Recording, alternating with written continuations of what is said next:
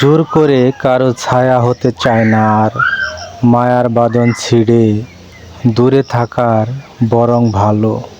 কারো জীবনে বার হয়ে থাকার চেয়ে একলা পথ চলা অনেক বেশি আলো। একাকিত্ব হয়তো কিছুটা নিঃশব্দ, কিছুটা ভারী, তবুও এতে নেই কাউকে বিষাক্ত করার দায়। কারো চোখে বিরক্তি হওয়ার চেয়ে নীরবে হারিয়ে যাওয়ায় সম্মানের শেষ উপায়। অস্তিত্ব দিয়ে পাশে থাকা তো ভালোবাসা নয়, সে তো এক পরাধীন স্মৃতির কারাগারে বন্দি থাকা।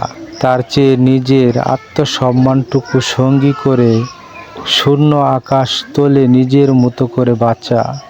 আমি দূরে সরে গেলাম আপন সম্মানে, কাউকে ছোট করে নয়, নিজেকে আগলিয়ে রাখতে।